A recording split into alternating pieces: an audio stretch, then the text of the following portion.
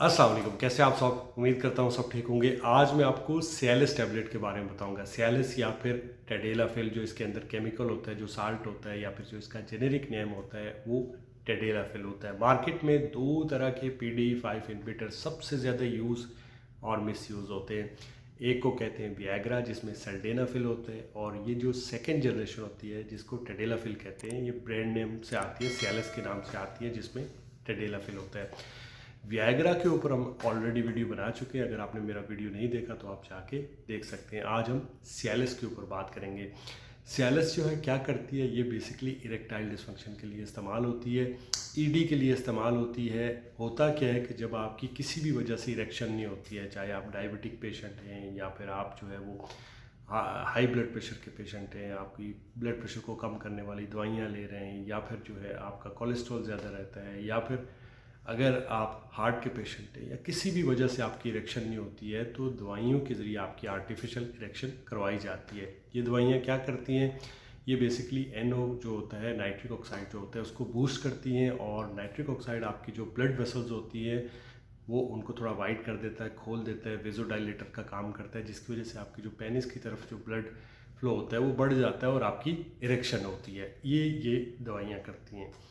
अब इसकी डोज़ क्या होती है, मार्केट में ये डेली डोज से भी आती है, जैसे 2.5 मिलीग्राम से आती है, 5 मिलीग्राम से आती है, 10 मिलीग्राम से आती है, 20 मिलीग्राम से आती है। तो हमेशा आपका डॉक्टर जो है वो इसको लो डोज से स्टार्ट करता है। अब अगर हम इसके फ़ायदों की बात करें तो जो पहला फ़ायदा है वो इरेक्टाइल डिसफंक्शन का है, आपकी इरेक्शन को बेहतर करती है। दूसरा जो फ़ायदा ये है कि ये आपकी हेडेक को कम करती है, या ब्लड प्रेशर कम जितना आप विएग्रा के अंदर होते हैं उस तरह से इसमें देखने को नहीं मिलता है। तीसरा जो है इसका फ़ायदा ये है कि जब आप इसको इस्तेमाल करते हैं तो ये आपकी बॉडी में 24 से 36 घंटे तक मौजूद होती है। चौथा इसका फ़ायदा ये है कि ये जो पल्मोनरी हाइपरटेंशन के पेशेंट होते हैं या प्रोस्टेट के पेशेंट होते हैं उनको भी बाकी दवाइयों के साथ दिया जा सकता है। अगर हम इसके साइड इफ़ेक्ट की बात करें, देखिए साइड इफ़ेक्ट में आपको चेस्ट पेन हो सकता है, आपको उल्टी आ सकती है, चक्कर आ सकते हैं, आपकी बॉडी के ऊपर कोई रैशेज़ आ सकते हैं, आपको बैक एक हो सकती है, शोल्डर पेन हो सकता है, मसल पेन हो सकता है, ठीक है। और इसके अलावा क्या हो सकता है, इंडाइजेशन हो सकती है। तो ये सारे कॉमन साइड इफ़ेक्ट हैं जो किसी किसी को देखने को मिल सकते हैं।